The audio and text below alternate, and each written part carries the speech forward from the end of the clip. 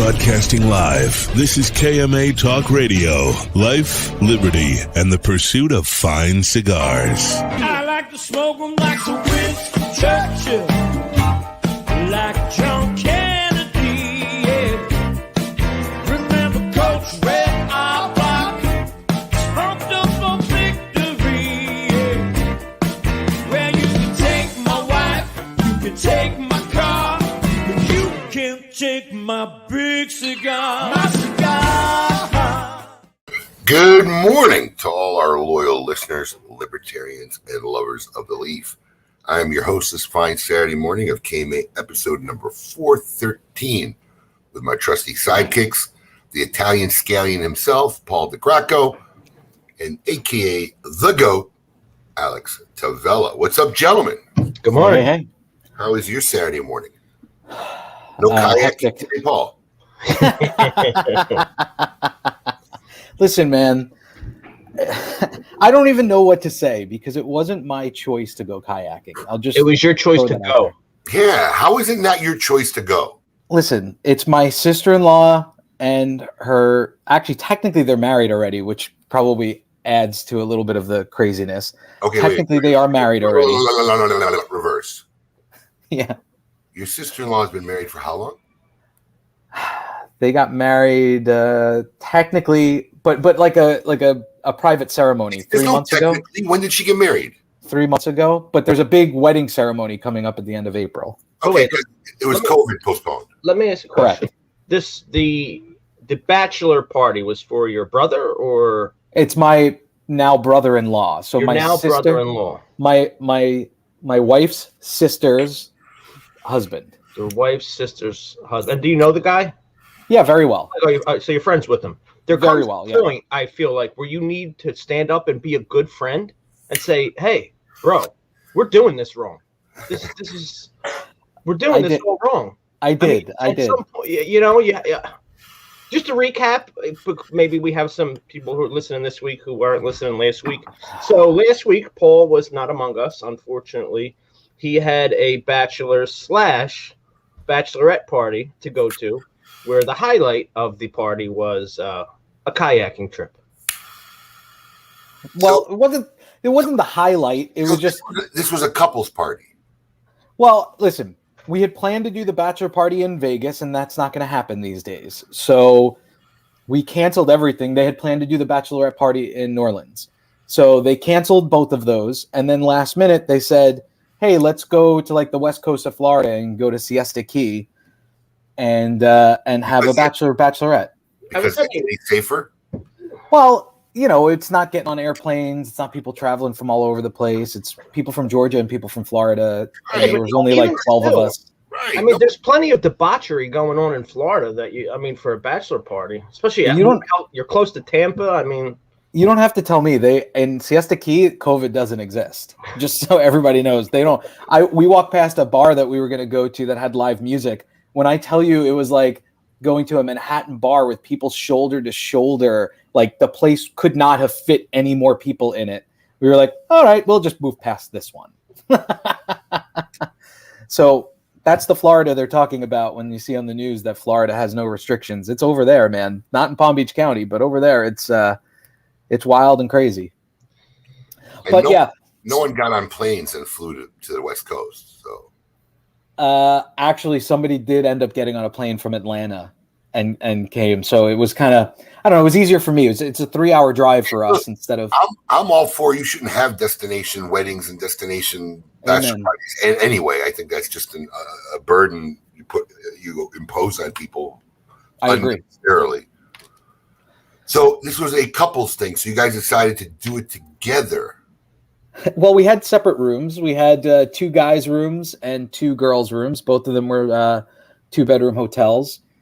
So we were in the same complex, like could walk to each other's rooms. And Friday night we just had dinner there. They wanted to barbecue, so they had to lug a cooler from Georgia with all the food in it, which I thought was insanity.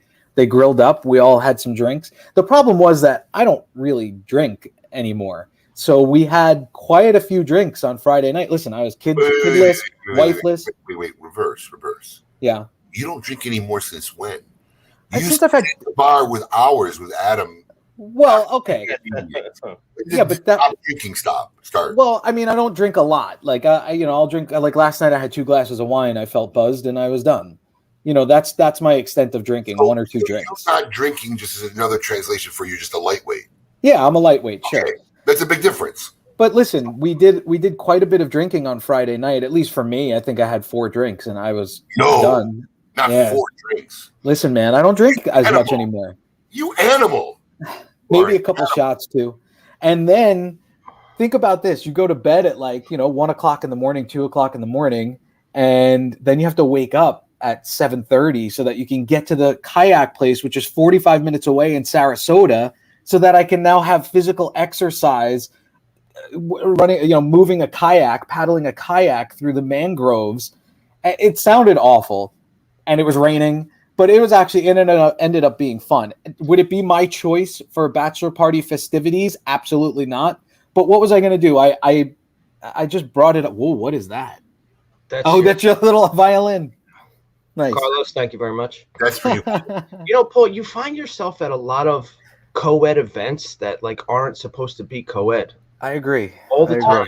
Listen, Paul has this. Paul is this. I don't know if you call it millennial because I know he's not. Doesn't fall in the millennial generation. I think technically I am. I looked it up. We're like millennials. We're like the end of X because I'm technically like the end of X, beginning of millennial. It's like all these traditions just are out the window. They've created this whole new way that life has to be. Taking daddy daycare and school, going to school to learn how to change a diaper on a baby, and going to women's showers and. Well, I'll tell you what. Baby showers. Today, actually, my son and my girlfriend are up in New Jersey. Today is my girlfriend's baby shower. And my son, like a well-trained man at 5 years old, will not be attending the baby shower. Because he is a guy. A man. So I don't know what to tell you. Where's Carmine going to be? Carmine will be hanging out with Marissa's dad. Just kind of doing a thing. The way it's supposed to be done. Right. At the bar. Pick them up and at the bar, smoke a couple cigars or something. My grandpa used to take me to the yacht club.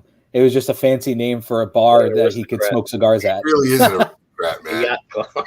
Yacht club. I don't think I've ever been in a yacht club. Well, hold on a second. This yacht club was on the North Fork of Long Island. It was like a dive bar, it looked like, but it was technically part of the yacht club. Well, all right. Anyway. It was fun. We had a good time. It was last minute, so that's why I wasn't here last week. I don't want to talk about it anymore. I watched the show last week afterwards, and man, there's just too much talk about me. Abe, as much as you would love to get rid of me, you need me for the content. Wow. A good 45 minutes was about me. I got to say, the production was phenomenal, though, last week. Listen, take over anytime you want for the production. Not only was production on point, but Coop was great. Yeah, he actually was. I sent him a text later that day, and I said, you really did a great job. Listen, Coop's a professional, man. That's all I can say. If we could afford him, he could be the producer. Oh, if we could afford him, he'd be so gone. Yeah, I agree. I would tell you to do that. But listen, Quentin. I think Quentin Thor Nation is the one going after my job next. So I don't know how that would work from a distance, but I am willing to hand over the reins to anyone that thinks they know what it's like to work with Abe. I put a bounty on Quentin at Ristafari, but I haven't. It must have not happened yet. Oh, I hope it's. Well, it's just starting. It starts at 8 o'clock Central. Yeah, there's a bounty on him. We may have them calling in. I don't know. Quentin stopped messaging me back, so we may get like a quick 2-minute call in. They're like in the middle of nowhere, man. They got. Are we not leaking what the bounty is? I hope it's what I think it is. Oh yeah, say what it is. Listening, I don't want to give him a heads up. Okay, I'm not. I mean, I'm literally put a bounty on him for something to happen. So we'll see. God, I hope it's what I think it is. Please, God, if you know Quentin, you got to be thinking the same thing. Do I have a hint? You're scratching it. That's the hint. But go ahead. Okay. That's it's what close. I thought. It's close. Better than that. Oh, really? All right, even better. Wow. Well, so anyway, that was my deal. I want to talk about briefly. We discussed in our meeting how excited we are to have now over 2,000 members in Smoke Inn Social. Yeah, growing quick, man. It's awesome. And how long has it been? A month and a half, too? Late January it started. Wow. I think very end of December, I think we started it, but I mean, just over 2 months. What I like is when I post, it says founding member. I feel like, I don't know, classy about that. I was one of the first 10 people in there, whatever, you know. Congratulations.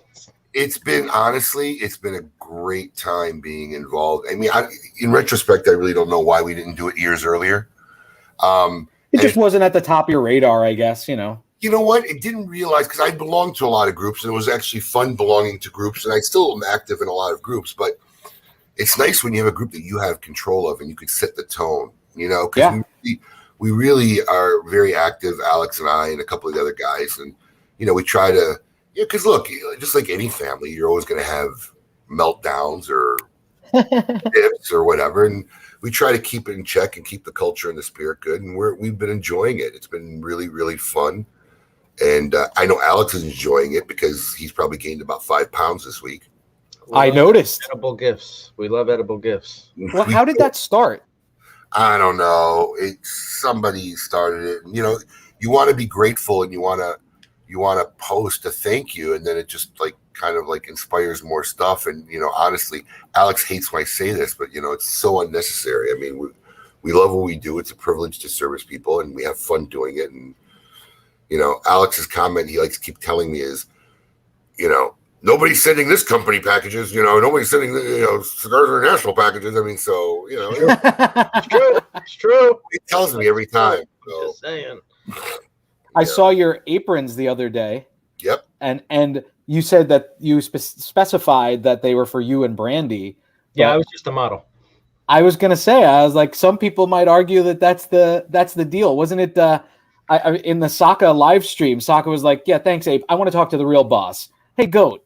I was just a model. This is Paul's weak-ass attempt to try to stir shit. Not at all. I'm not a shit stirrer. No mutiny among the ranks. I was just a model that day. Weak.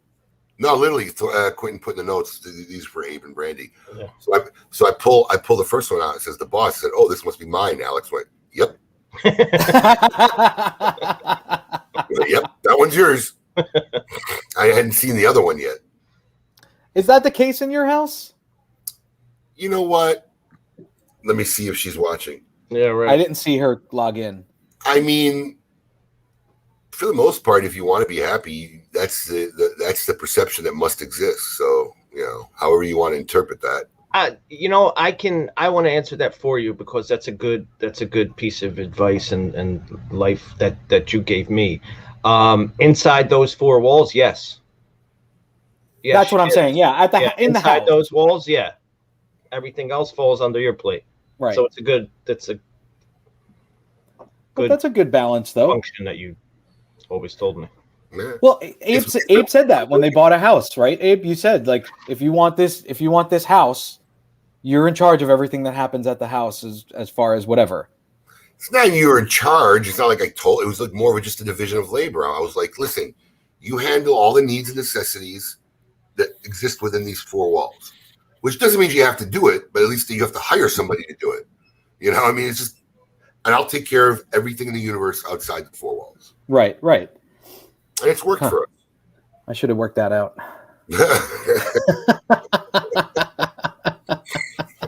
But yeah, the social group's been a great place. If you're watching the show or listening to it and you're not in it, go check it out. It's just Smoke Inn Social. That's what it's called. It's a very great environment, and we have a lot of fun.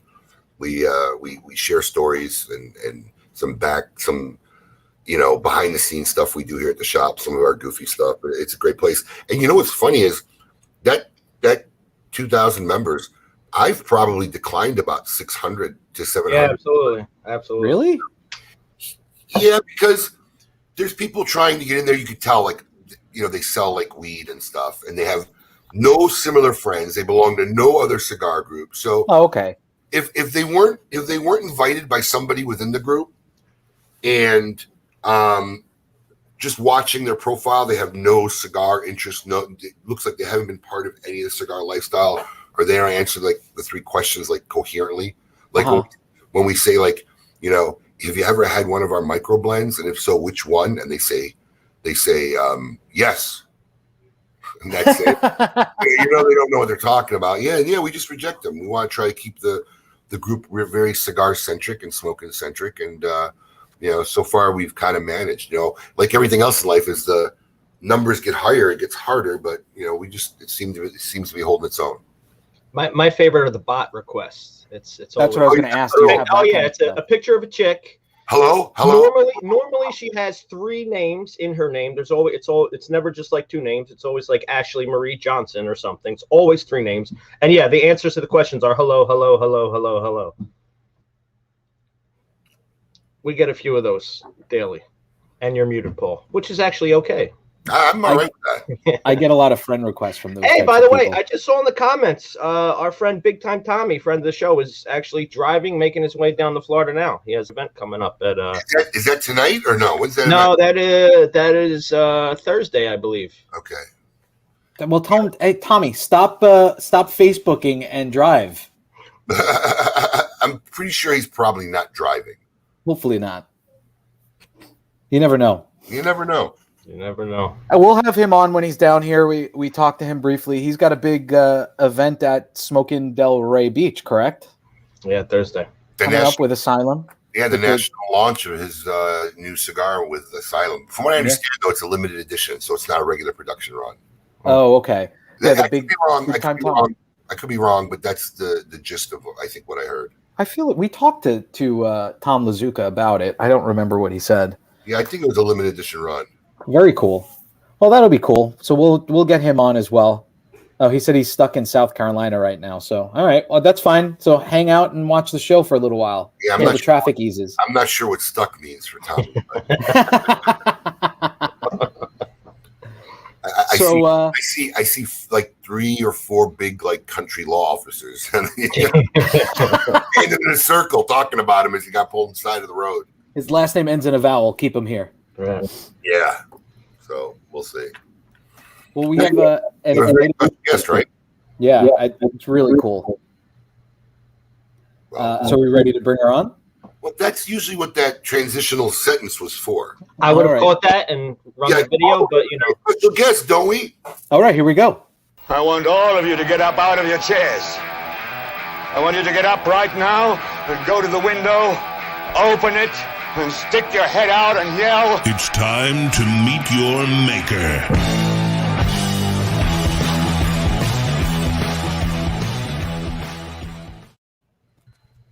From a company that needs absolutely no introduction, ladies and gentlemen, for the first time on KMA Talk Radio, Cynthia Fuente Suarez. Cynthia, welcome to the show. Hello there. Good morning, gentlemen. Hello, Abe. Hi, Cynthia. You look fabulous this morning. Thank you. Good morning. Hello, Alex. Hello, Paul. Good morning. You know, your whole introduction, your whole show is such a production that, I mean, it gets everybody geared up for a Saturday morning. It's so entertaining. And thank you very much for having me on this morning. Oh, thank you for coming. Very excited. You know, somebody taught me really early on in my career, if you are not big, look big. Eventually you'll get there. So we may not have $1 million production show, but we sure want to look like it. Well, it's very professional. And I love all the music. It's just like entertaining A to Z. Thank you. Thank you so much. Yes. It's so good to see you, honestly. And great to see you, hon. Yes. And we were on the William Cooper show the other night. I saw my brother Calito and Jose, and he was, you know, we're talking about that great smoke. I have to tell you, Abe, it was phenomenal. Thank you. I know it was a couple of weeks back, but I mean, I totally camped out from the beginning to the end. I enjoyed the whole entire show. It was like such an incredible Saturday for me. I just wanted to just express to you at the beginning, because you really did it. Your heart and soul was into that, and you made it happen. I have so much respect for you. Thank you. Honestly, and when you put it, you know, in memory of Sal Fontana, my heart, because I know that he was like a mentor to you and so important to you, but I also cared for him so much. And I was able to spend a lot of time with him and his family, his children. back in the day, Yeah. when I used to work with the salesman for the week in the area, then the weekends I would spend at his home. So I got to know all his family, and I loved him so much. So when you made the whole show in memory of him, to me, it touched my heart beyond means. Sal, I don't think I know anybody who ever met Sal who just didn't fall in love with him. Sal is I just agree. awesome. And it was just that perfect timing, and it was 10 years in February. I know. And I seen that picture that I can't remember exactly who sent it to you. My heart, I know. I love your office. You have all the coolest stuff in your office. But when you were holding up that picture, I was like, I want one. It captured everything about Sal. Perfect. And I've been so fortunate to be able to meet all that older generation and to work with them. And it's like we're losing them one by one. And it's so hard. That's the worst part about life. I know. As you get older, it's what happens, and it's terrible. I know. I know Liana just lost a grandparent. Yes. Condolences to her. It's just that's life. But all we can do is remember. Yes, exactly. And that's all we can do. And remember all the great times. Yep. But congratulations to the success of all of you, because I know that y'all worked so hard. Thank you. And we appreciate it. Well, not so much Paul, but. No, but we appreciate it because everybody felt a part of that day, that show. If you weren't there virtually, you felt it was like the cohesiveness was incredible. Yeah. And the packages, the people that bought the packages, I love to see people like Matthew and Nicole from Smoke Inn Tobacco. They were unveiling the whole package, showing all the cigars that we're getting for the day. So it was wonderful. And please, I mean, Alan and Petra playing together, my heart was just pounding. It was so beautiful. It was a fun day. I was so happy for Alan because he had gotten so excited doing that. He did. It was like something from his past just like woke up. And it was an honor for him because he got to practice with Petra, he told me. And he really said that it was beautiful. He loved it. We loved it. There's no denying you watched the whole thing because I think for the next 3 days you literally posted pictures of almost every segment of the show. So listen, that's what it's about. If we could have reached meet a lot of people and touch a lot of people's lives that day, then we accomplished what we wanted. But while I have you on, because I do not want to forget this, I need to share this point. I don't know if I ever told you this in all the years we've known each other, but you were the first cigar industry manufacturer I ever met.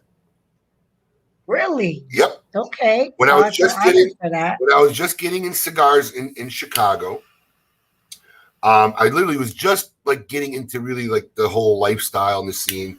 And a friend of mine told me there was a Fuente event at some bar right off of I-95 in Chicago. I couldn't even tell you what the name of it was. But at the event was Stephen Fisher and Joey Pantalone. My gosh.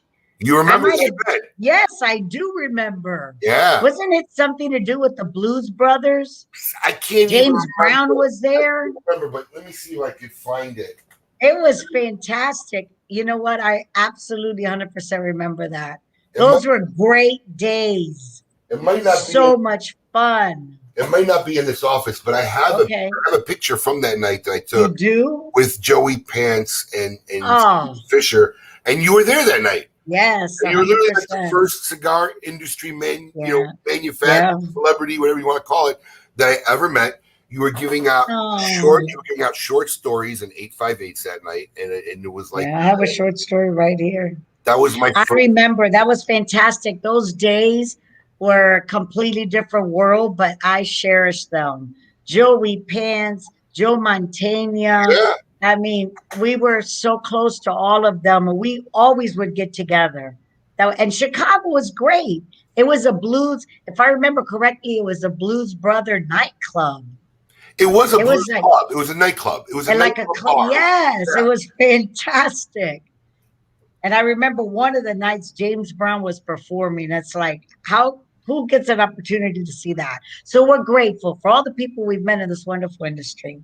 You guys have. And so I'm glad we were the first for you. You were. It was my first cigar event ever. It was crazy. And then who would think, 30 years later, you're on our radio show and we're fucking cigar. It's my pleasure and honor. I'll tell you, I'm so excited. I appreciate the invitation. I honestly do. But I know that when you started or what have you, you might not have had the dream to be in the industry. And then Sal inspired you, what have you, but you've touched our industry in such a special way, and we appreciate everything you do for all of us. Yeah, thank you. I actually met Sal. I didn't officially get in the industry until about 97, and I moved to Florida in 98. I met Sal in 95. I went to the Orlando. I went to the Orlando trade show. They had two separate halls, so it was like I remember. Yeah, it was on one side and the other side. Yep. Walk side to side, and somebody introduced me to Sal, and I had never met Sal before. We were having lunch, and I had ordered a meal. I was trying to be healthy. As many points in my life, I go through these health kicks, and all he did was say, "Is that enough food for you? That doesn't look like it's enough food." That doesn't look like enough food. I've never met this guy, and he started busting my balls like in 5 minutes. It was great. Like, one of my fondest memories is one weekend that I spent in Long Island with them and their family. And we all went out like in a boat, and we spent the whole day in the boat. And then, the pasta and Connie cooking. And I'm so grateful for having all those memories. Connie, most people don't know, but, Connie suffered from Parkinson's. I know it. Yeah, towards the end. Yeah, if you want a true testament of a man, Sal took care of her like God. I mean, everywhere. He took her everywhere in that wheelchair, and he did not care. Did not care. She shared everything with him. He took her to all the conventions. What a beautiful testimony of love. Everywhere. They had a wonderful family. I still keep in touch with their kids periodically, but after today, I'm going to reach back out. Well, Bonnie lives here. In I know. She lives here. So her husband actually sells us products for the shop. Okay. I see Bonnie and Richie often. Robert, I think he's got Robert. Oh my gosh, I haven't seen him in a while. Robert and Jimmy. Jimmy comes down, and I think Robert now's got a condo down here, so they come down occasionally, and they'll always stop by and say hi. Great people. When I'm able to, visit again, I would love for us to have a little reunion. Yeah, we'll get them all together. That would be phenomenal. Let's do that. I'll make it happen. We'll get it all together. Oh, gosh. Well, thank you, Abe. So, to get off memory lane a little bit, I'm sure, listeners want to. I think as we get older, we jump on memory lane quite a bit. Isn't that the truth? It is. Yes. I'm noticing that. It's really funny because when you're young, all you could do is look forward. Right. I can't wait till I turn 16 and drive. I can't wait till I turn 21. Right. You're looking forward to tomorrows. Yeah. And as you get older, all you do now is kind of look backward, Backwards. God, I didn't think about it like that, but you're right. Yeah. Do you remember when? Or do you remember this? And yeah, we kind of, looking forward doesn't look so exciting anymore. So my father used to say that. You're always waiting, like you say, to get your first car. Oh, when I get married. Oh, when I have my kids. And like always fighting to work. And then when you're older, you're reminiscing on all the wonderful memories that you had in your life. It's the truth. And there you go. Speaking of your father, obviously a legacy man in our industry. Thank you. I really want to touch base on what it was like being the female in a family, because I know you talk about it and you say you never felt like it, but there had to be some dynamics in growing up in this industry. And what was it like being the female? I mean, were there hurdles, or maybe not within your family, but I have to believe there was some outside the family growing up within the industry. And then did you feel at a young age that this is where you were going to go, or did you have different plans? It was the most natural thing I've ever done in my life. Wow. I just, being born in this industry, like my mother worked at Cuesta Ray, I always say, laying wrapper on a machine until she was 9 months pregnant of me. So Wow. being brought up in the industry for me, Abe, honestly, and Paul and Alex, it was the most natural thing I've ever done. But my father was very adamant. He supported education, and it was very important for him, for me to be able to continue my education and go to college and so forth, and work in a few other places, because he always used to say, you always have to do what's in your heart. And I would like for you to work other places, and then the business is always going to be here. So I did that. Like, I always worked since I was very young. So I did other things. I worked in a men's clothing store for quite a few years. It was very popular in the days. For somehow it was always surrounded by male, mostly. It just happened that way. And I remember I worked in a hospital in Ybor City, and I did different things, but somehow, without even me subconsciously, I knew that I always wanted to be part of the business. So And there was never a and point where you thought you might do something else? no, I really actually did. And, I studied business and psychology, and I enjoyed doing other things, and, like babysitting and all these kind of fun stuff. But nevertheless, I wanted to work. I wanted to be by my father. I wanted to work by my father. I wanted to work by my brother. And I also, when I was growing up, I witnessed all my family working together. All, like, my father's employees, he used to always say it was always family, and then, friends, but it was always people he knew. So I was used to that as growing up. So now, I look back and I'm like, oh, I think I probably could have been a veterinarian because I love animals so much, or maybe own, like a nursing facility because I love old people. You know what I'm saying? Like, now there's so many different things that I just enjoy in life, but the cigar business is absolutely 100% in my blood.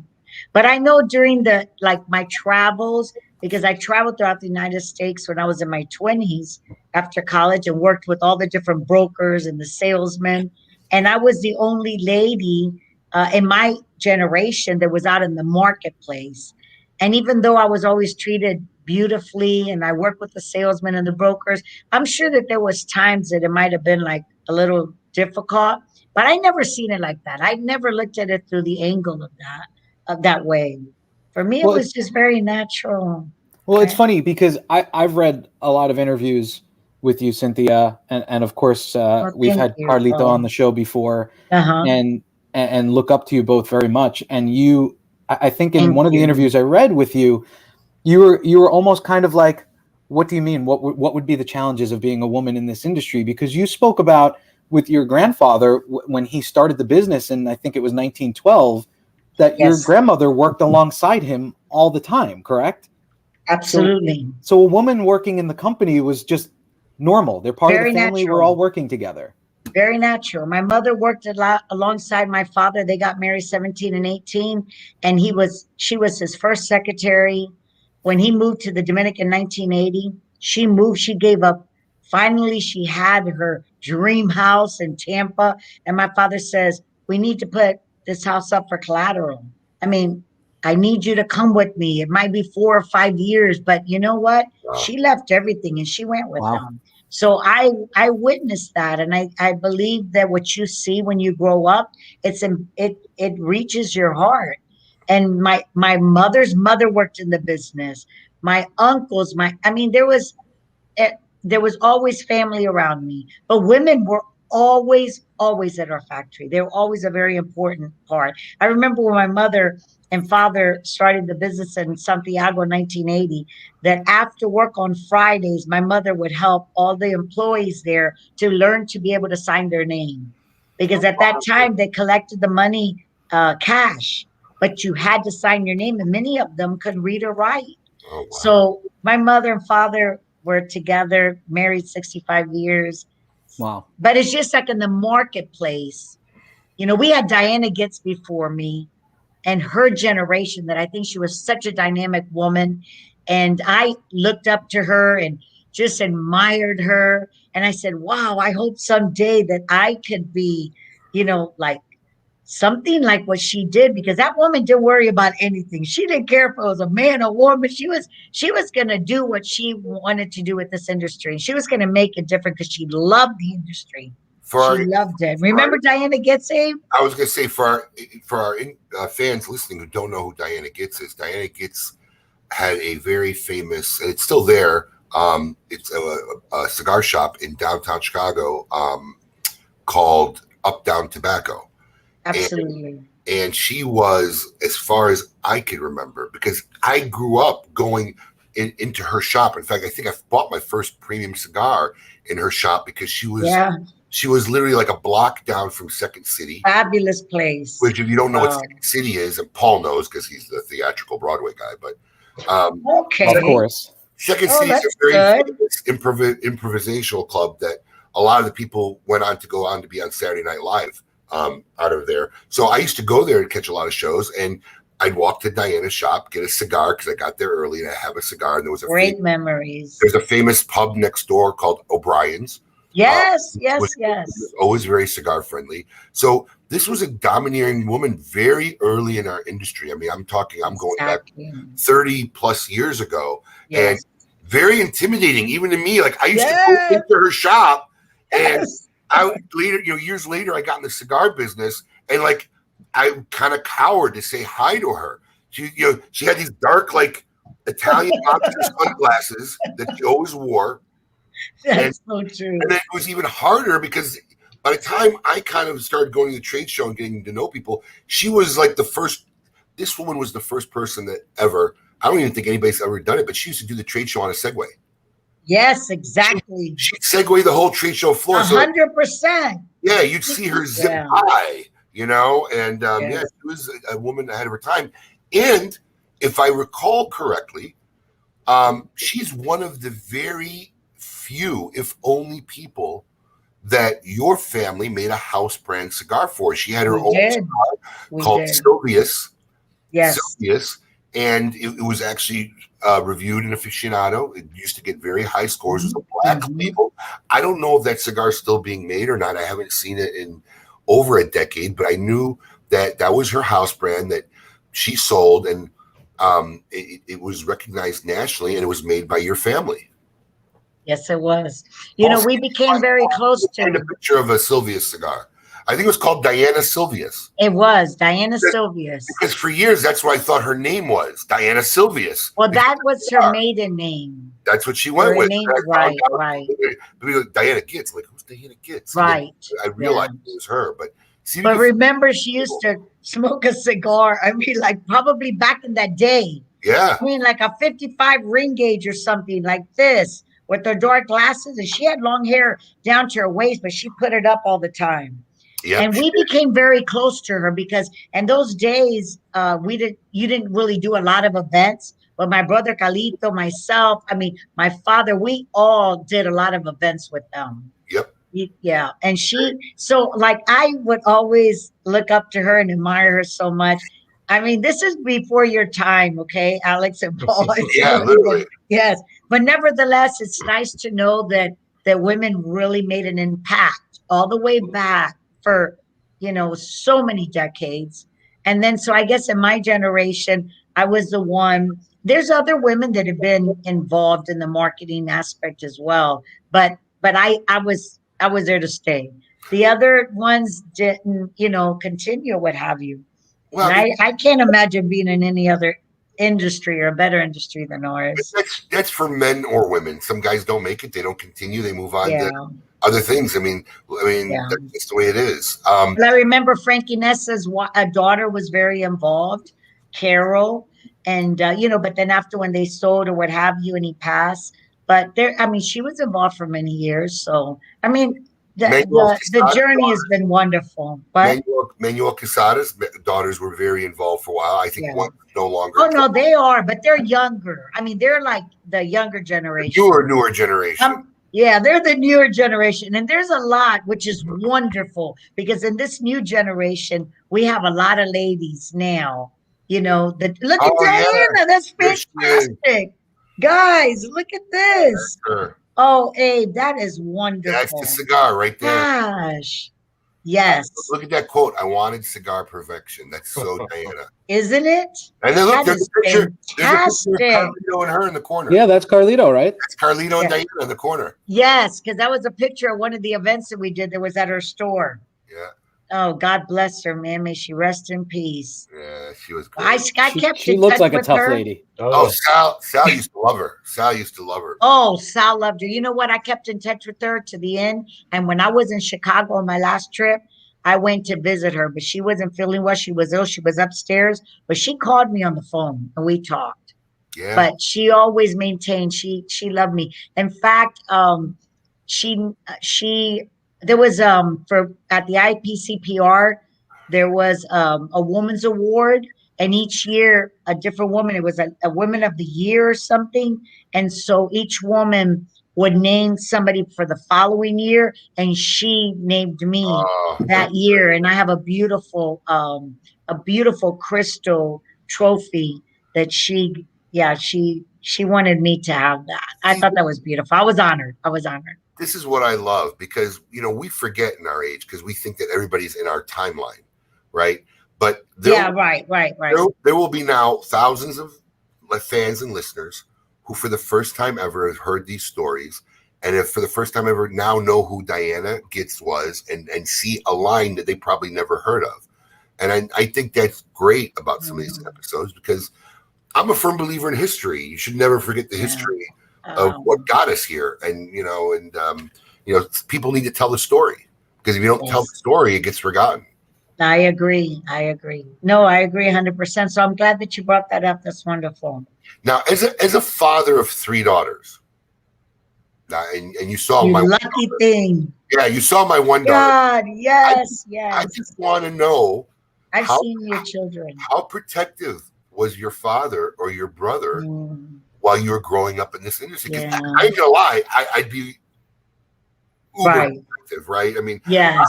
I was, when I saw how my daughter looked at the Great Smoke and walked out, I was like, who is that? Wow, she looks so grown up. Oh my God, I was like terrified. So I mean, were they extra protective of you? Were there stories of them being protective of you?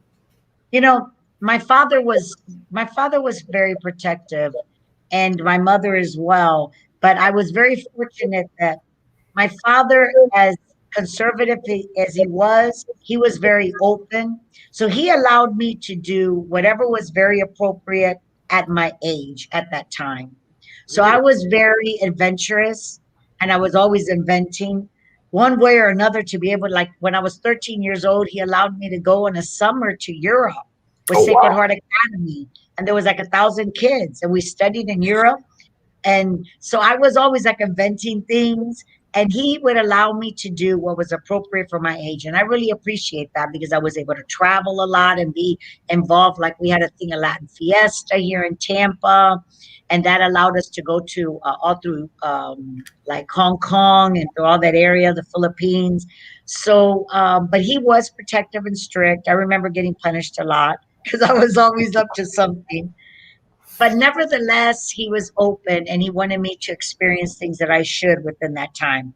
And then when we were if I was surrounded by men or what have you in the industry, everybody always had the highest respect. For one, that I'm a lady, and secondly, that I was Carlos's daughter. And then I earned my respect. So I say that yes, he was, but he wasn't, like lock me up in a room kind of thing. He allowed me to do a lot. It's balanced. A lot. Yeah. Yes. I struggle with that with my daughters. Yes. I want to protect them, but I don't want to suffocate them. And it's just trying to find the right balance. I want them to experience things that are appropriate for that time. I feel. The argument is when they think something's appropriate and when I think something's appropriate. Yeah, right. No, I can understand that. No, I get it. And I'm sure that you all experience that with your children. But like my father and mother also helped raise my niece, my younger brother's daughter. Oh, and so he was older, and she grew up with them very, very close. So he became much more like protective, I guess, because he was older and he seen things differently.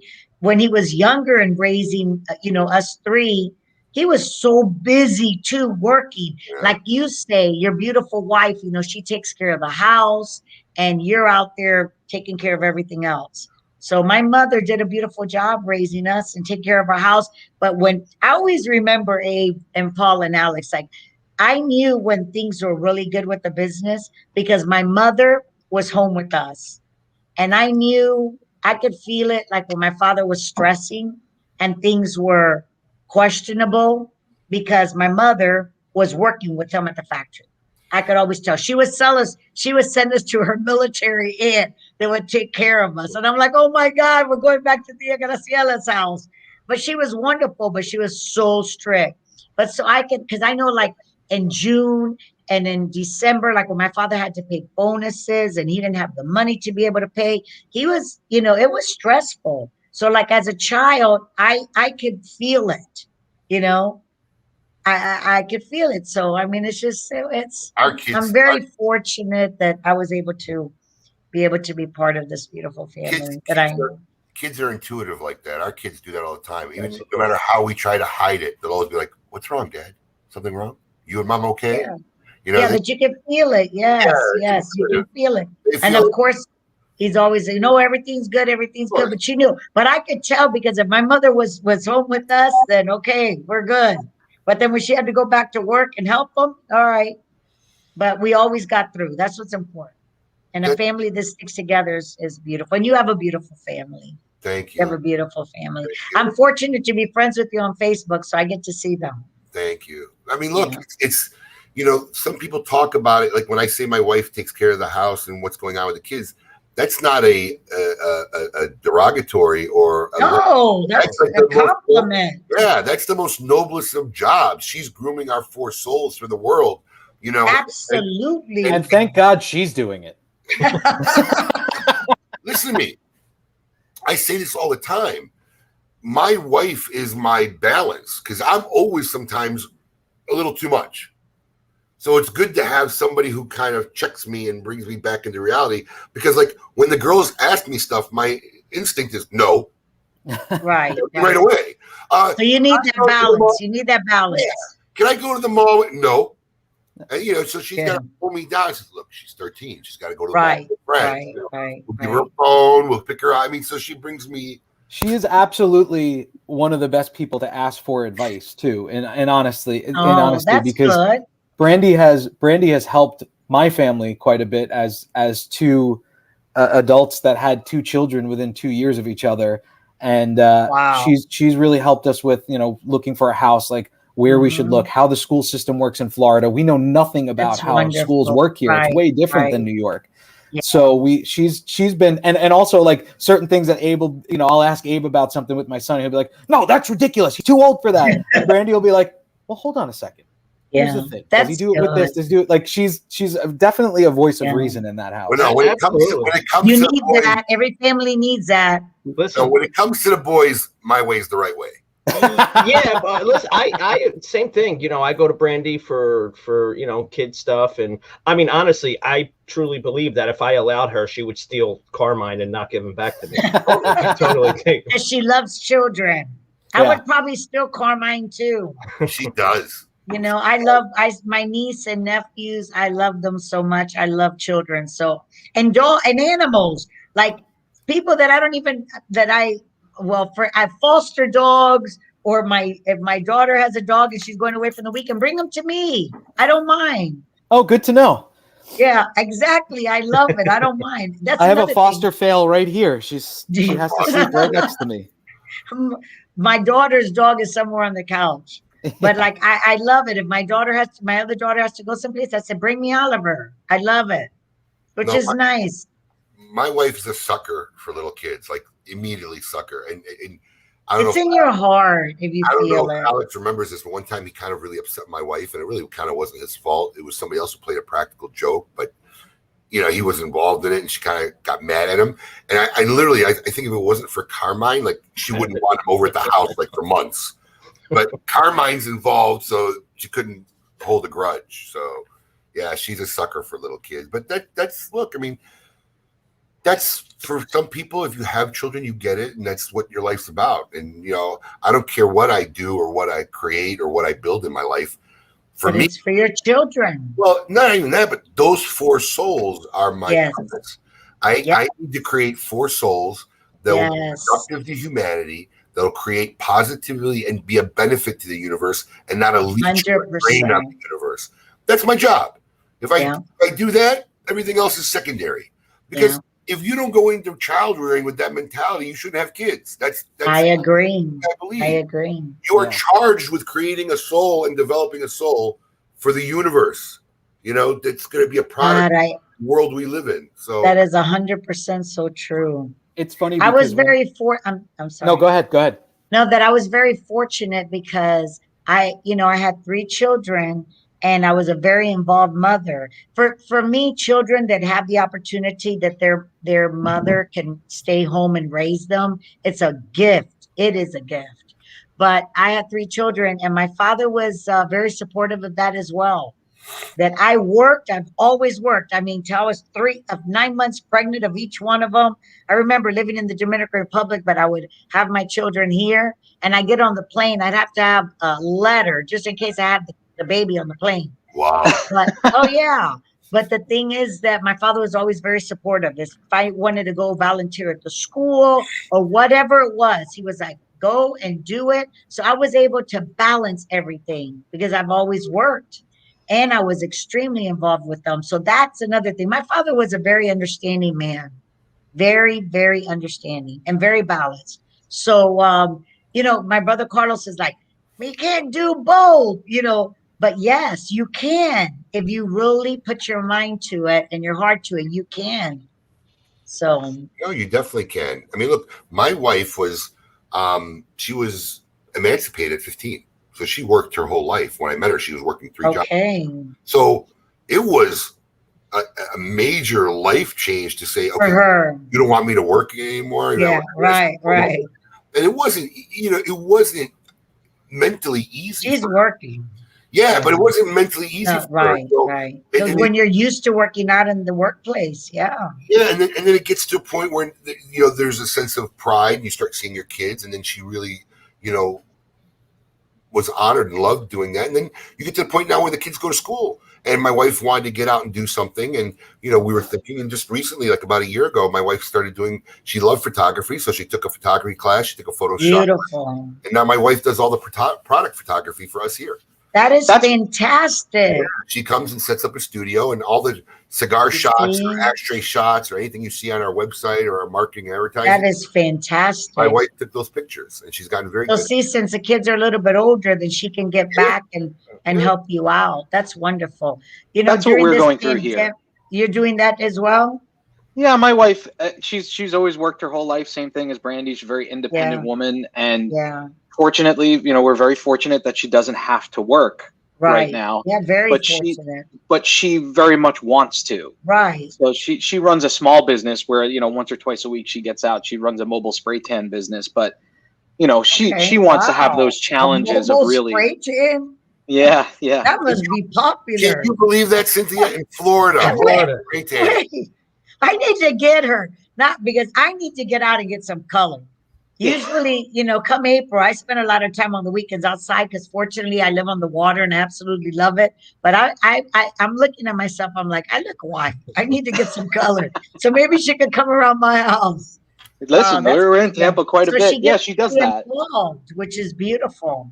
But she loves the challenges of a workplace. She's a career sommelier and server. So she misses that aspect of, educating people on the wine and why they should pick this wine and why this wine is actually worth more. That's why you spend a little bit more on this wine. And if you like this, you'll like that. Like she loves. And I would get along very well. Yeah. Because I enjoy my wines. Yeah, she loves that. She loves that challenge. So it's a hard balance. And I've been very fortunate to work for somebody here in Florida for my day job that was very understanding. But Abe, you were saying, like, I remember before I had children and I would manage people, I feel very guilty now that I gave people a hard time when they would have to miss days for things like sports events and things like that. And it was really kind of toting the company line, in all honesty, at one of the places I worked. But now I look back and I'm like, geez, if I worked for a place like that now, I just wouldn't work there. You know, I own a business myself, and I run and I work a day job. So and both are just kind of like arranged so that my family can exist and I can be here with them, so that and still make a living. Just like you said that you had something with your children, or Alan told me last night, because we were going to try to connect. But I think it's very, very important. I mean, my father worked his life for his family, for the world, trying to build the best, cigar imaginable for the consumer. But nevertheless, he would take his time out. On Friday nights, he would make sure to take us to Steak and Shake or whatever it was, or the drive-in theater. But he always found his time for his family. And I think it's all about balance. And it's important because your children are going to remember that you were there watching them play baseball, whatever it is. So it's not all about work. You got to try. Well, a famous story is my father was like around the clock working. He used to sleep on the machines, and then he had a shower there, get up in the morning and keep on going. And my mother's like, okay, guys, she told Ricky, Calito, and I, go get a little suitcase. In those days, you had the old-fashioned suitcases, and just pack for a few days. We're going to be with your father. So we all show up there, and my father says, Anna, what are you doing? She says, Calito, if you're not coming home, we're coming to the factory to stay with you. Okay, everybody find a corner. He used to have like a couch, find a corner, and we stayed there. And he's like, okay, Anna, I'm going to go home. But it's like, they wanted to be together. Yeah. But he was trying to find that balance, and somehow he did it. No, those are the best memories too. And I've always preached balance. Anything. It's just about balance, the right balance in life. Things operate and move easier, and life moves easier when things are in balance. It's always when things are out of balance, just like walking. It's hard to walk. You can feel it. Yeah. So anyways, all our listeners out there, don't go anywhere. We're going to take a short break. Okay. After the break, we're going to talk to Cynthia Fuente Suarez, and we're going to find out as the record spins this week with her and what her special question is going to be right after this. Keep it lit. Okay. Surgeon General warning. Cigar smoking can cause cancers of the mouth and throat, even if you do not inhale. Celebrating 85 years of success, the Monte Cristo 1935 anniversary is a tribute to the outstanding accomplishments Monte Cristo has achieved since the brand's inception. This cigar comes from the creative minds of Rafael Nadal, AJ Fernandez, and the Grupo de Maestros. It is a full-body Nicaraguan puro that pays homage to the original tobaccos used in the very first Monte Cristo cigar. Flavor notes you'll detect while smoking are pepper, cedar, and chocolate, all of which pair perfectly with a cappuccino. No matter what 4 sizes you pick, this classic smoke will send you on a trip down memory lane and all the way back to 1935. Surgeon General warning. Cigar smoking can cause cancers of the mouth and throat, even if you do not inhale. Yeah, I like this one too. It goes, oh, hello there. Sorry, I was classing it up during the break here on KMA Talk Radio because, we like the finer things in life. A great cigar, a nice cigar holder, just to be a little classy. And of course, a great glass of wine. And we have some friends that have some of the best wine that we have had before. Bonner Private Wines is a partner at KMA Talk Radio, but they're kind of more than a partner, right? They make something that gives people an experience, much like a fine cigar. And one of my favorites of theirs is Sunal. It comes from the 3rd highest altitude vineyard in the world in Argentina. It's really hard to get it. Getting up there, getting trucks out of there with the wine. But Bonner Private Wines has perfected it. And of course, because we love you as well and we want to share the finer things in life with you, you can get a discount by going to KMAWines.com. Now, Bonner Private Wines has packages with 3 bottle packages. It includes this wine, Sunal, which is from that vineyard, 8,950 feet up in the air. The wine is unbelievable, and there's no extra additives or chemicals in it. The taste you get pairs perfectly, and just the aroma. You know a great wine when you can smell it. And obviously, I mean, as you can see, I am the epitome of class here today at KMA Talk Radio. So check it out. You'll get a discount. You'll also get a discount on your shipping. So 2 discounts just for being a KMA Talk Radio listener. That's Bonner Private Wines. Go to KMAWines.com to check it out. I guess I should probably stop drinking at 11 o'clock in the morning because we have a great guest here with us. I'm going to send it right back to you, Abe, while me and the dog class it up a bit with the rest of that wine. That's got to be that's got to be a Disney outfit hat that Paul was wearing. I don't know if that was recorded or he did that live, but either way, it was scary. I did it live. Oh, I think you were going to pre-record them. I was, but I didn't get the props that I wanted until last night, very late. So it didn't. They didn't come in time.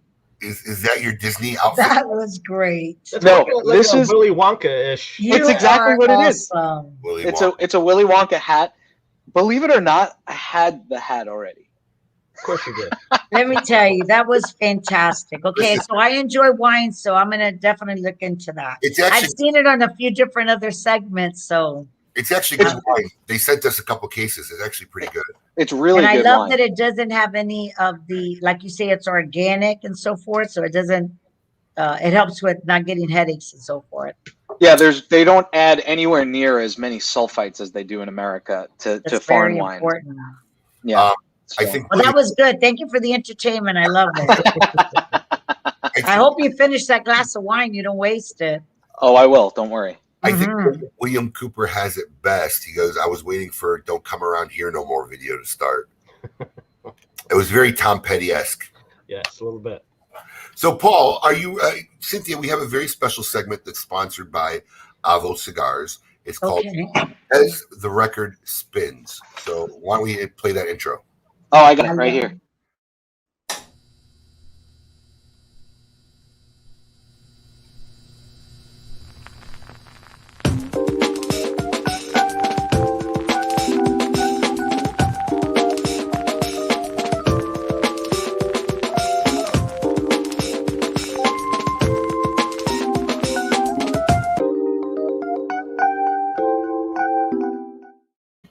All right, Cynthia. So this I love that. Thank you. And I remember Avo. Another legend. Legacy. Oh my gosh, yes. He did an event one time in Davidoff, Tampa. And so they had a whole back screen and we were able to take photos with them. And I value that photo that I have of all of us. Yeah. One of the fondest memories I have was we did a thing we called A Night Under the Stars with Avo Avizian, and we actually bought in a baby grand piano and a four-piece accompaniment, and he did a whole concert for our patrons, like in a courtyard. It was beautiful. It was a great night.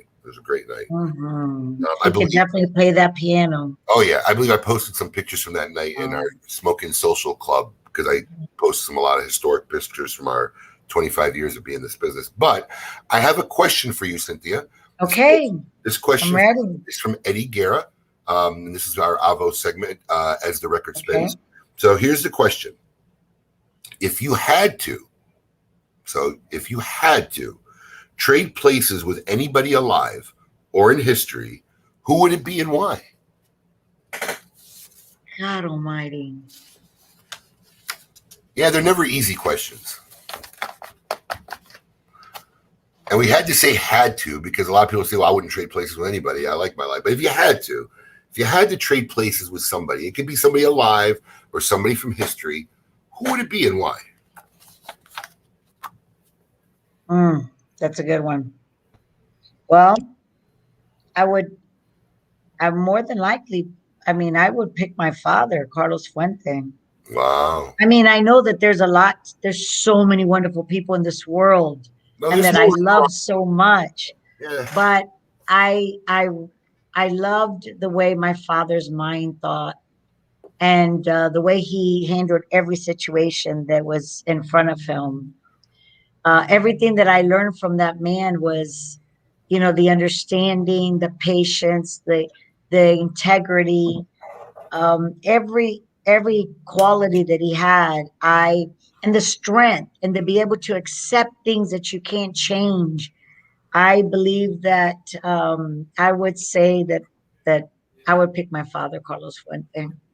Wow. I'm inspired every day of my life when I get up to be able to be the best person I can be because he taught us that. but there's so many wonderful people in this world, and I love them all. Oh yeah. I would say. And then, I mean, I would, I remember that towards like when he was older and we were driving to Villa Gonzalez one day where all our tobacco warehouses are. And he looked at me and he goes, wow, Cynthia, like, look how beautiful that mountain looks. He goes, I can feel like I can almost touch it. They were absolutely gorgeous. And I said, Dad, you've been looking at those mountains for 25 years or, and he goes, I never really stopped to see the beauty of them. And so I think that I would have changed that so that he could have appreciated all the beauty. He was so tunneled working all the time. And then he started to enjoy more, like, sitting outside in the water and having a cigar and all these things that I would have kind of brought him a little bit down so that he could enjoy all these other things other than working all the time. So, but I would pick Carlos Arturo Fuente. That's a beautiful answer. It really is. That's a great answer. And that was our As the Record Spins question presented by Abo Cigars. Thank you for participating in that, Cynthia. Yeah. Now, before I forget, because I was asked to do a favor by some very special friends of ours, Matthew Tobacco. Now, I did not know this until today. Okay. Now, I'm just curious, Paul or Alex, if you knew this. Did you know that Matthew Tobacco, that's actually his real name? I did only because he is, we ship him products as well. So yeah, that's actually that's his real name. That's his real name. How cool is that? Yeah. Because he messaged me this morning and I'm like, I had a hard time finding your website. And he goes, yeah, it's probably because you're spelling tobacco, but right. It's my name is with an A, not an O. My mother changed it, caused us a lot of grief at some point. And I'm like, that's your real name? I didn't even know. Yeah. But I think that's really good. Matthew and Nicole and the fine folks at Smoke Inn Tobacco are running a very special fundraiser. I've already placed an order. Thank you for mentioning it. Absolutely. I've already placed my order. I'm waiting on my swag to come in. But if you head over to their website, which, let me make sure it's right, it's smoking. No, he sent me too much stuff. Okay. It's www.smokin, SMOKIN, tobacco, TABACCO.com. If you head over to their site, go to their swag shop. They got a lot of cool things. You make any purchases, they're donating the profits from all their sales towards the Cigar Family Charitable Foundation. They will also be raffling off special items for anyone who's contributed, and every item purchased counts as one entry for the raffle. So they'll have some very exclusive designs, specifically designed for the charity. So head over to smokingtobacco.com. Paul, if you could post that link somewhere in the chat. It's www.smokin, SMOKIN, sorry. It's www.smokintabacco.com. Head over there and check it out. And since we've talked about this, let's talk about the Cigar Family Charitable Foundation. We talked a little bit about the Great Smoke. In fact, two of the cigars that Carlito, the cigars that Carlito made for that event got auctioned off, and that raised $2,800 alone. Two cigars. Fantastic. So the Great Smoke helped raise altogether that day almost $8,000 for the Cigar Family Charitable Foundation. Thank you so much. And we know you're very involved. It's you and your family, Carlito. Tell us a little bit about the Cigar Family Charitable Foundation. All right, definitely.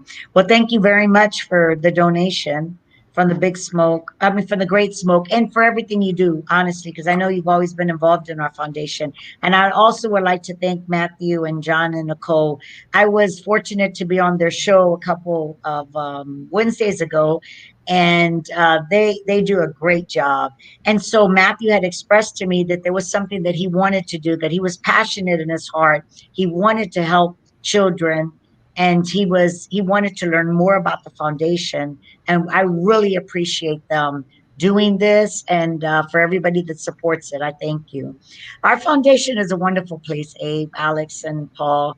And I hope that if you haven't had the opportunity to visit, that you will someday. Since the early 2000s, we've had a school there, and we started out with pre-K to 5th grade, and then we moved on to have a middle school. Then we moved on to have a high school. Today we have a technical school. So this services like 5 different regions around our farm, Chateau de la Fuente, where we grow the Fuente Opus tobacco. And this school is a very special place. It's acknowledged by the United Nations. Wow. And yes, and it touches so many children's hearts. So these children, unfortunately, never had an opportunity to be able to have a tomorrow. Their goal was to be able to perhaps work on the cigar farms. Their goal was able to, work in like maybe a grocery store in the neighborhood, but never to be able to have an education, because there was a small little place that they were able to go to 5th grade, I think it is. So Eric and Bobby and my brother Calito, after seeing these children, they used to come up to us, beg us for some money or what have you. And we wanted to make a difference, because the Dominican Republic has been so good to us since 1980 that we felt compelled in our hearts to be able to try to make a difference. So these children, they are able to do martial arts. They're able to do dance. They're able to do different sports. Now they're, because a lot of them, like more than 90%, are fortunate to go on to college when they graduate, but college isn't for everybody. So now we're able to have a trade school that they can learn a trade. And they know that each and every person, like all of you out there, donating $5, $10 goes so far in the Dominican. And they know it's because of people like you that they have a tomorrow. And if you go to the Dominican and you see those children, they are just so lit up with happiness. They may not have much at home, but they have, their home is like our school. And so naturally we serve them a very good lunch. And a lot of, for those kids, that's their main meal for the day. It's a phenomenal place. It has changed children's hearts. This one boy, Nelson Suarez, to me is one of my favorite stories, Abe. Like, he always dreamed of being a doctor. But for him, he felt that would never be able to be a reality. Today, he is a doctor. He is a neurosurgeon. Wow. And he's helped leading our clinic. We have a small clinic. We have a whole eye program that Dr. Gugino from Tampa, Florida has helped us with. Bobby Newman's very involved in that aspect. So we have mission trips.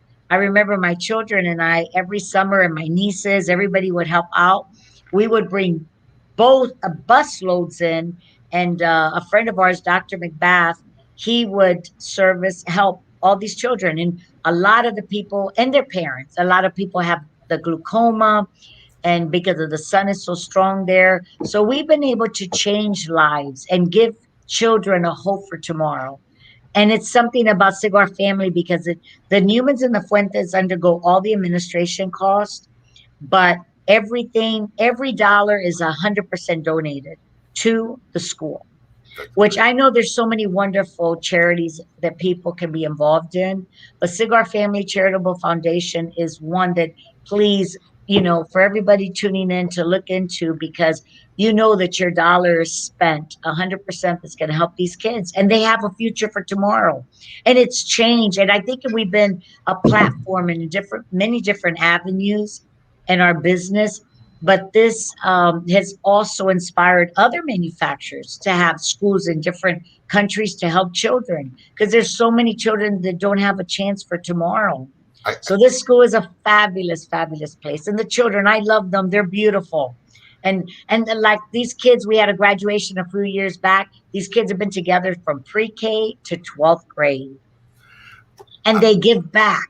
And what's wonderful about it, a lot of them have gone back now to be teachers, to work in administration, accountants. So it's a beautiful thing. It really is. We're very, very proud of it. It without a doubt is a beautiful thing. I just want to clarify, because I think you kind of glazed it over really quick, and I want to make sure everybody out there understands. Okay, yes. Most times when you donate to a charity, all the donation money that gets collected covers the costs of running the charity, right? Which includes people's salaries and whatnot, and then what's left gets donated to the cause.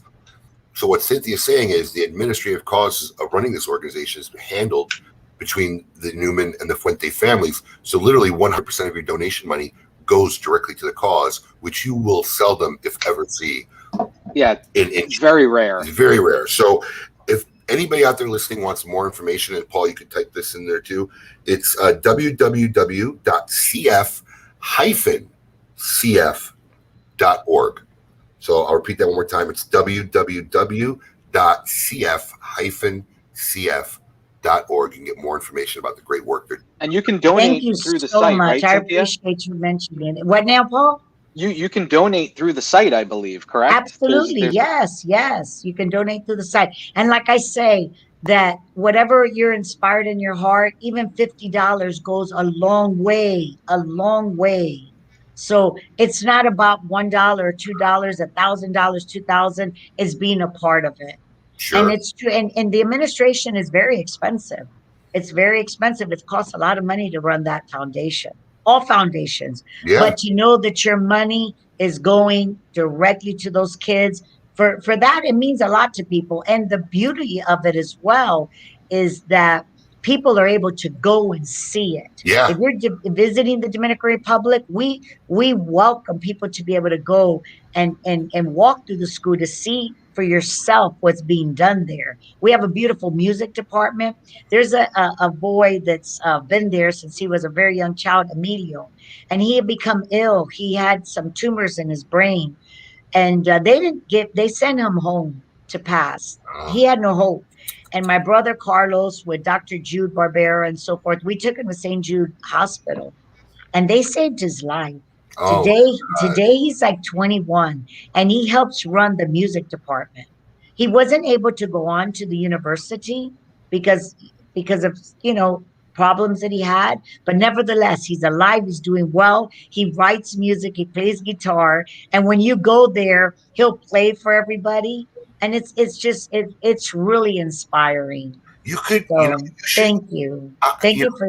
Obviously, Cynthia, because look, you've been on now for not that long, and you've shared already. So you should really compile a memoir or a book of all these amazing stories. Because I gotta believe there's tons of amazing stories. There are, and I hope that each and every one of you are able to go to the foundation and to the Dominican so that you can see our factory, which is incredible, and the Chateau de la Fuente, and our farm is like a paradise. It is the birthplace of the dream, truly. And then the school is right by the farm, so there's so much to see. It's a that sounds like a good idea. I should, because there are a lot of wonderful stories that people don't know about. It's a 23-acre complex now, from what I understand. I mean, it's yes. Stories are great. I mean, I'm getting goosebumps just listening to a couple of them. It's like, remember that book they used to have, Chicken Soup for the Soul or whatever? Yes. You really should do a memoir, just a memoir book of all these amazing stories that have come out of the foundation. I think it'd be great. Yeah. Really they have an area that we grow our own honey and, a lot of the vegetables and so forth. So the children are involved in many different aspects, and they're happy. They are happy. They know that they have a home away from home. That's beautiful. So I hope everybody out there will check it out, please. www.cf-cf.org. Now, as always, it's about that time. And I know it's probably been a long time since you've talked to this man, Cynthia, but okay. We have our field consultant, correspondent, honorary contributor, KMA, future producer, hopefully. It's time to see what's on with the Scoop with Coop. Oh. Hey, yo, what's my theme music? The Scoop with Coop. Breaking industry news. Hear it first on KMA Talk Radio and cigar-coop.com.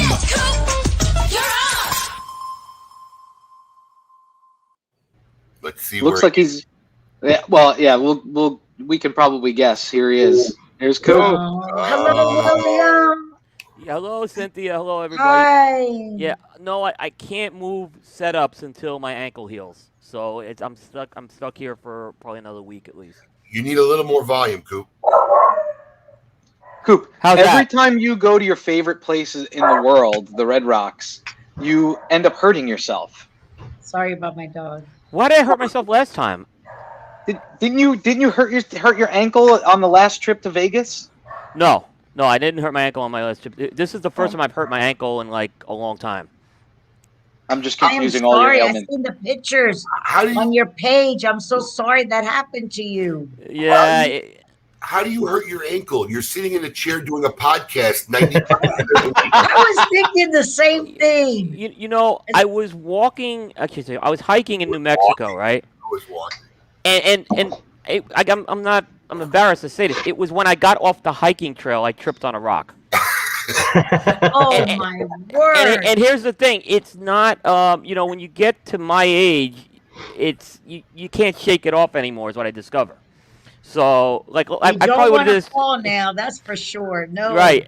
It So, doesn't heal as easy as when you were a teenager. no, it doesn't. I mean, I broke my leg as a teenager, and it seemed like it healed better. So, What is your I age? hope you're better. my age is 53. Oh, God bless. That's not young. That's looking younger all the time to me, quite honestly. I know. I thought I was gonna be like going into my 50s, and I'm like, yeah, I'm gonna tackle this. And 50s have been tough. I'm not gonna lie. Well, darling, wait till you get to 60s. That's a whole different thing. Oh no. Honestly, I mean, yeah. I remember when my father turned 60, we thought he was ancient. We're like, oh my God, we have to give him like a special party. We flew all these people in from all over. And it's like, now I'm looking back at it. It's like he was still so young. He had 20 something strong years ahead of him. So that's why I'm going to think that way. Isn't it crazy when you were young and you're like, oh, that person's 60. Oh God, man, they're so old. Like when you're a kid, like 50 and 60-year-olds, like in your mind was like, I'm walkers, and like we're 50 now. Like, holy cow. My dad, until he was 75, really, you would think he was in his 50s. I mean, he was just when he hit 75, that's when things got rougher for him. But yeah. Yeah, I know. I noticed Alex and I are silent. Yeah, because you're still so young, which is good. Enjoy it. Yeah, Take it all in. You guys are at the age where this stuff starts breaking down now. Right. This is where it starts to begin. Yeah, I get it. No, it starts and the fat doesn't shed off quite as quickly as it used to. You can't lose weight as fast. Yeah. No, for sure. I did qualify for a COVID vaccine, so that's the good news. For me, yeah. Okay. Oh, that means you'll be on the road soon. I'll be on the road right after that. Yep, right after they say you're vaccinated completely. Yep. I guess I gotta get 2 doses or something. I don't know. That's like the new thing now. Like I think about people that are dating, and it's like, you got to make sure like they don't have anything or whatever. They're clear. Now it's like, well, can you bring your that you're negative in COVID or you got your vaccine? I mean, who would have thought that we were going to be thinking like that? Yeah. Now it's like, okay, I have my vaccines. I'm good. Cynthia, it's true though. I have 2 sons who are actively dating, and it's been, I'd say they say it's slow. It's the word they've told me. It's got to be challenging to be dating right now. Yeah. I'm happy that I've been dating this guy for a couple of years, and it's been really nice, especially during the pandemic. To have somebody to share with. Absolutely. No better to test your relationship. Like yours is, Abe, and Paul and Alex. Like you guys all still have all your kids in the house and all. Mine, so it's quite quiet these days. It's a little different. Yeah. All right, Coop. What's the scoop this week, buddy? So there was a press release that we published this week that got a lot of attention. It was from McAuliffe Cigars, and they issued a cease and desist letter to a group called Privada Cigar Club, who's a subscription club, and it was over unauthorized sales of their product. We actually printed the press release. It's been pretty controversial. As far as the legal, obviously McAuliffe thinks they have legal grounds on this thing. But it's kind of raised the whole question about what it means to be an authorized retailer and what legal rights you have as an authorized retailer versus unauthorized. And it got a lot of attention this week. Let me tell you, it was one of the most read stories I've had in the last 2 years on the website, and that's including all the PCA drama and everything. Well, what's been the controversy? Well, the controversy is that apparently Privada Cigar Club got some products somehow of McAuliffe's. And McAuliffe has a strict brick and mortar policy, and as far as if you're going to put the products online, you've got to be an authorized retailer. I guess they offered to meet with Privada Cigar Club. That didn't work out, and when they couldn't come to an agreement to meet with them or talk to them, they issued the letter, the cease and desist letter. Wow. Well, this one thing I can tell you about being 25 years in this industry, and Cynthia could probably, share with where I'm coming from. There's the right way and there's a wrong way to do things. And, people who build brands, especially when you got, generations of families into it, working it. I've always kind of built my company on respecting the wishes of the people whose name bears the product, I don't think McAuliffe has any legal ground. I'm not sure. It's a gray area at best, but transshipping has always been an issue in this industry. We all know it. Guys who can't get access for whatever reasons will find other ways to get their product and then do as they wish. And that's the way you go about it. I know my company's flourished because I've had the support of all the wonderful manufacturers that we've built relationships and dealt with in 25 years. And if your path to success is to not care about that and do whatever it is, I just don't think it's going to be an easy path for you. I mean, that's not the first trans-ship product. That's just the first manufacturer who had a press release. I know for a fact, because Steve Saka was in our Whereby channel a couple of weeks ago, how he was selling all his stuff at 50% off. And he's not an author. He doesn't get any of his product from Steve Saka, but Steve Saka didn't want to open them up. Business models didn't work. And his response to it was to go get more product from somebody and sell it however he wanted it. So, I don't know if making a press release is the way to go.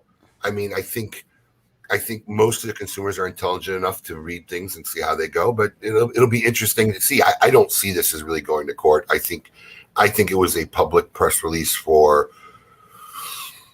to voice an opinion, and I don't. You think this is going to actually go through to a court? I don't think it will go through a court, but it's not. This is not unusual to put out a press release with cease and desist letters. It does happen in other industries. Just even like any time an attorney general issues a cease and desist, there's a press release that goes with it.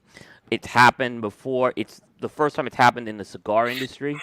McAuliffe, when I talked to about this, they made they were struggling with some of their brick and mortars about 18 months ago.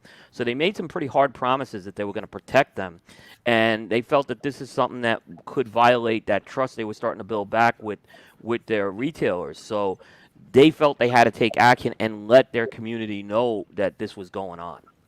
Well, that's a problem with a lot of That's not a problem. It's a concern with a lot of manufacturers because look, people think like we're sometimes my company is like huge, like some of these big 280,000 square foot. We're not. I mean, you've seen the operation where we run out of. Coop. So sometimes we're not. If there's a price increase that comes on board, we're not on the ball to say, okay, man, we remember to change the price on the web, and I'll get notices from manufacturers. You are below your MAP pricing, please raise. And we adhere because at the end of the day, look, just like my company, my logos, my brand, stuff that we create, we want to protect it, which is really funny because I don't understand anybody who doesn't want to respect another company's. I agree. Right. But if you infringe on them, they're the first ones to have a problem with it. Yeah. So, I mean, it's just a complete lack of respect. And I think, I don't think it's good media. I mean, some people say, "Oh, bad media is good media. Bad press is good press." But sometimes bad press isn't good press. And I've long, and like I said, I've been blessed to have a mentor like Sal Fontana who showed me all the ropes and the do's and don'ts early on in my career, and I've always paid homage and respect to that. And I think that's why we're able to do things like the digital grade smoke we just have. Yep. Because I guarantee you. And Cynthia, you can concur when this statement. 50% of the manufacturers who supported the event had no clue what I was doing. Right.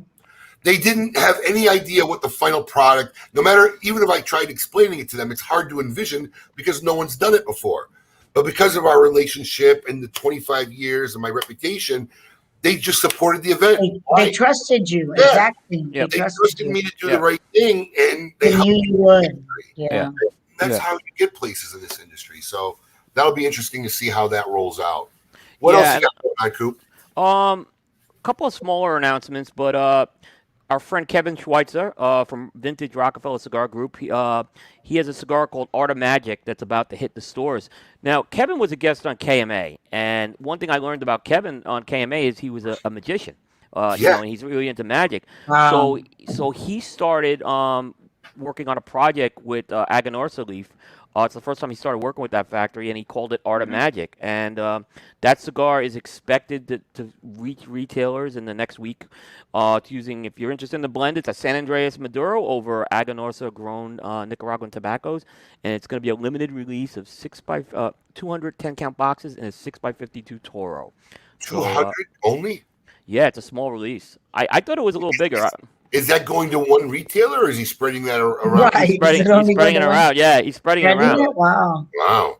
But I also understand that Jesse Flores made some art to go with this, or I saw something. Yeah, Jesse did the art for it. Jesse did the art on the packaging.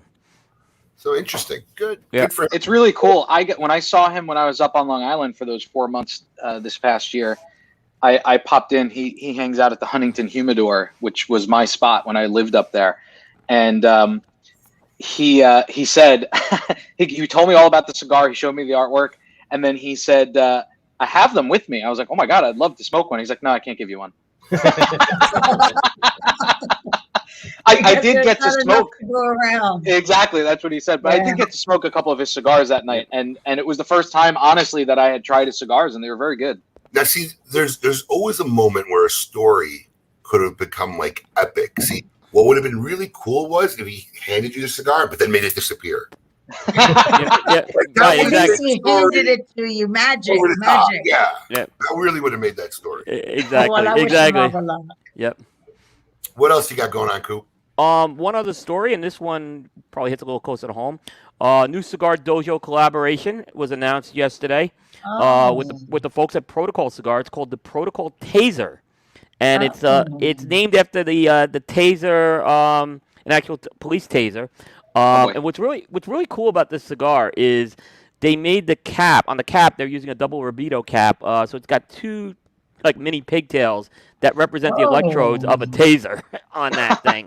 Wow. Yeah, and that's going to be an exclusive sold through Smoke Inn, and I heard there's going to be a big party, Abe, you're going to be throwing on the 26th. Well, I don't know if it's going to be a big party. I think the virtual sale will start, I believe, at 12 noon for anyone who is in the Dojo verse.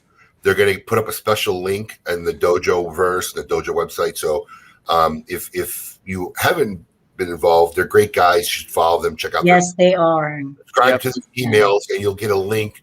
The sale will go. There's 500 bundles, I believe. The sale will start at 12 through the Dojo verse, and at 12:30 we will make it public to everybody.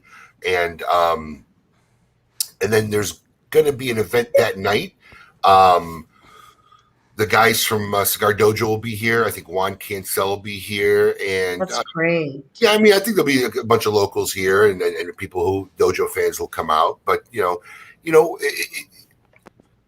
like we had some good TGS gatherings here during last weekend, but it's not to the level of like how it normally be. So right, people are going out, but there's still people who are still cautious, and I don't think it'd be there's a cigar. There it is. Look at that. Yep. I just hope those two prongs survive shipping. Right. Yeah. I was going to ask. Depends how they pack in the cellar. It'll be interesting. Yep. Hopefully they do. They do. Yeah, I mean that could be very delicate. But we'll see. I know Eric's done some he's had some not challenges, but he's risen to the challenge on some of the things he's done in the past. Well, you know what? He did what was the cigar, the Rasta with all the dreads on it? Oh, the dread. The reggae. Yeah, I thought that was cool. Yeah, it was. Those survived. Yep. Anything else going on, Coop? Just one note from Espinosa Cigars. Over the last weekend, a gentleman by the name of Humberto Garcia, better known as Machito, he was a key figure in the establishment of Eric's La Zona factory. And he's a guy who came from Cuba and then went to Nicaragua. He passed away this past weekend. So thoughts and prayers with everyone at La Zona there. I know they thought the world of him. Yeah. Very sorry. I saw that too. I don't know what camera you're using, Coop, but you're looking crystal clear today. You do. You look fantastic. We have some new lighting that was put in the last week for my son, so we'll see how that works. Good. The lighting makes a huge difference. I had the lighting improved. Yep. My son readjusted some lighting. We're learning as we go along. Like I said, I'm the content guy. When it comes to this other stuff, it's a little. I've had some. It's not easy, as you know. Cynthia. Everybody needs their great producers. Yeah, exactly. Thank you, guys. Well, we got one. We're still looking for one. Paul, we're happy with you. We're happy with you. Listen, lighting. It takes a team. Yeah. Oh, lighting helps, Coop, but it's also our problem. If you look about right here, yeah. We get That's why I wear a hat. Yeah, we get that glare. We need to get the makeup girl in here. Yeah. Listen, I will say this since we're talking about this, and maybe Alex won't say it live on air, but when I went through with him, because we had to do it last minute on like Thursday night or Friday, I don't remember, to like how I run the show. So I do all the production elements while we're doing the show. And Alex even took a step back and was like, holy crap, you do this all while still paying attention to the show. Alex, would you like to chime in or no? No, it is. It does take. I mean, it's a lot. It's a lot to do all this and try and be engaged in a conversation. So Paul gets. I got to give Paul credit for that. We got to throw him a bone once in a while. Listen, I wouldn't want to do it. Well, you guys do a great job.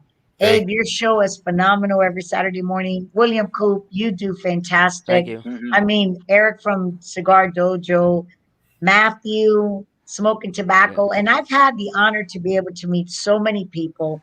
I want to mention Jose Blanco because he knows everybody in the industry. So during these times, this past year, I mean, we haven't stood back and we have been in it to win it.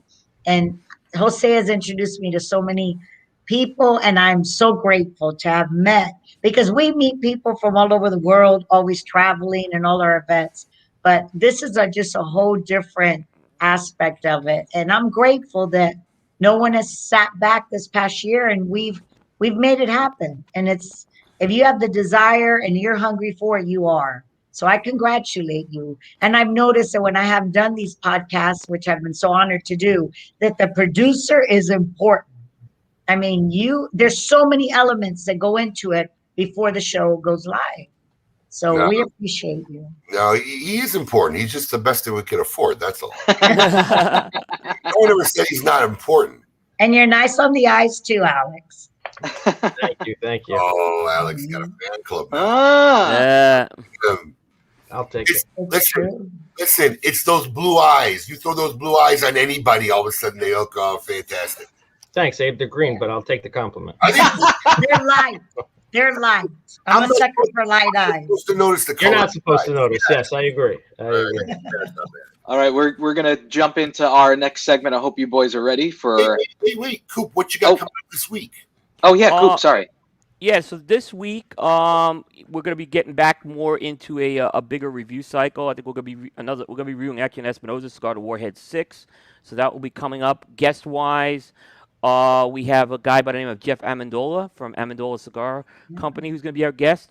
We're also on our Jukebox show on Monday. We're doing our tribute.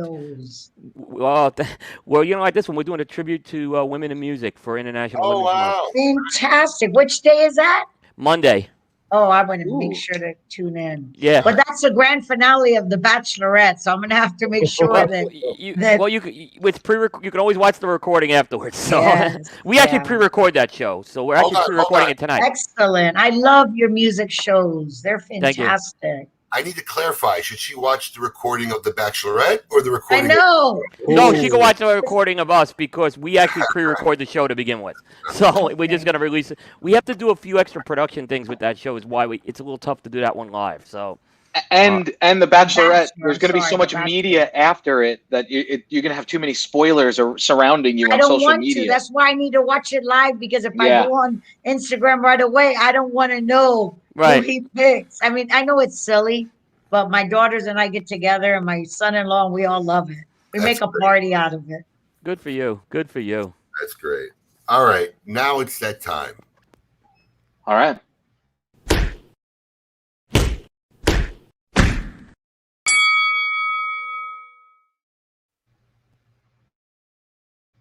All right, coming in at number 6 of our all-time greatest boxers countdown, Harry Greb for me. Harry Greb is probably an unknown to most, but if you start looking at any greatest boxers list, he lands high on every single one of them. Harry Greb fought the best of the best in his era. He was a middleweight who would often fight light heavyweights and heavyweights and win. He was the only man to defeat Gene Tunney and also beat another all-time great, Mickey Walker. I mean, this is a guy, he had 100 knockouts and 104 official fights, and he also fought like 200 what were called newspaper fights. And shockingly enough, he did all of this while mostly blind in one eye. Cool. You're muted. Oh, you're muted. Sorry about that. I thought I unmuted. I'm going with Manny Pacquiao. This is a little bit of a controversial pick. But here's the thing. Manny Pacquiao is the definition of a pound-for-pound boxer. Started out as a flyweight. He held titles in 8 different divisions, all the way up to light middleweight. If you look at those titles that he had, 5 of them are lineal, meaning he was like the lineal kind of champion in there. He's fought a lot of big names during that time, held world titles in 4 decades, 90s, 2000s, 2010s, and 2020s. And to me, one of the all-time greats. Fair enough. I would debate that one, but I can't really argue it. He deserves his credit for sure. A little high for me, for my taste, for sure. I mean, Harry Greb was a great pick. It's just a name people don't know, but right. A lot. I haven't ever actually seen a lot of film of him fight. But he is the guy who beat Tunney, which is Yeah, Harry Greb's one of those guys where you gotta go with the historians because there's not a lot of film. But if you start looking at lists and respected people's lists, Burt Sugars and guys like that, I mean, he lands on literally everybody's list. Well, there you have it. You're at the halfway point of your top 10 boxers of all time. So we'll see what the next 5 weeks brings. And there's your synopsis so far. Not a lot of duplicates looking at that. So I actually don't know Harry Greb at all. It's not a name. It's the only name on there that I haven't recognized yet. He is probably, Alex and I were talking about that one. He definitely is one, but he shows up on all the lists. All the lists. Yeah. Now, I want to ask both of you a question just for my sake. Have you already made your top 10? Yes. Okay. Yes. So seeing the other guys' choices won't influence your results. No, we shared our choice in the middle of the week, just so I can get the pictures ready. Got it. And we haven't discussed our entire list. Like I don't know. I won't know Coop's number 5 or 4 until. Okay. I misunderstood. So you don't know his top 10. No, I don't know his the top week 10. Before. Okay. But we do have the feeling that as we get closer, a lot of our picks will probably match up. I think our top 2 will match. Maybe definitely. But maybe the top 4 will be in different order. Probably. But yeah. It'll be interesting. All right, there's the top 10. And there you have the tail of the tape for this week. Now it's time to see who in the world belongs in a cigar insane asylum. Hold on, I got to get used to doing this. Here we go. Welcome to the Cigar Asylum. Did you know I'm utterly insane? We all go a little mad sometimes. Where logic and reason cease to exist.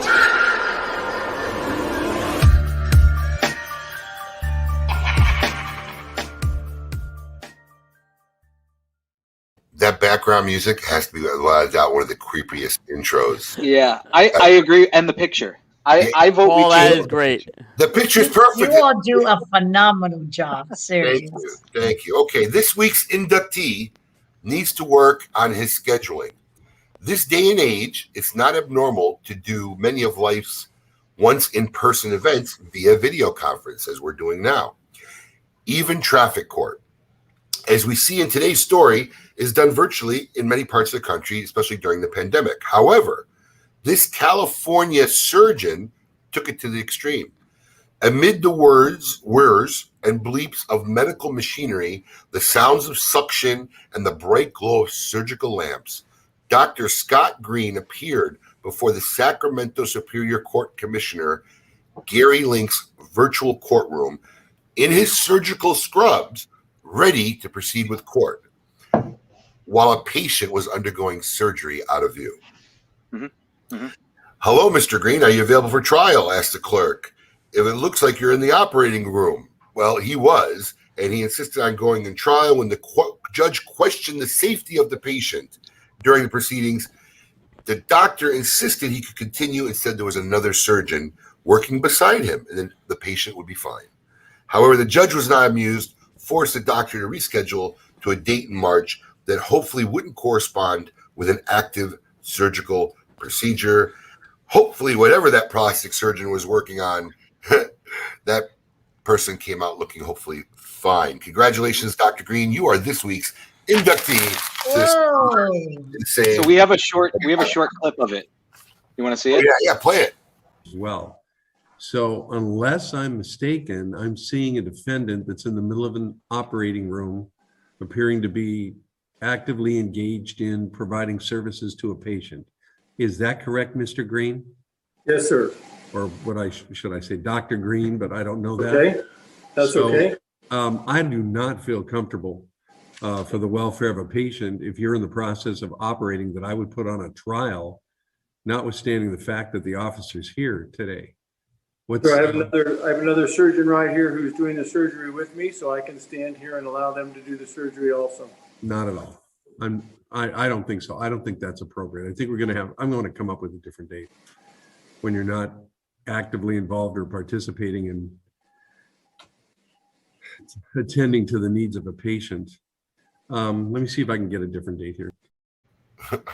Wow. For a doctor, he wasn't really thinking on his toes. All he had to do was throw in a quick green screen in the background or something, and he could have got away with it. He didn't even try. No, I think he wanted the judge to know. Maybe he figured out I'm a doctor, get me some points. Oh, I love the fact, well, should I say doctor, but I really don't know if you're a doctor. Yeah, he's doing some black market surgery, in a garage somewhere. That was a great line. I'm a multitasker, but that was a little, that's a lot. Yeah, that's a little next level right there. So yeah, there's a first for everything. So that was without a doubt. That was a first. That was a first.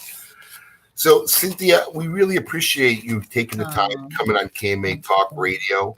I know our fans are saying we have a little time, but we talked about family earlier.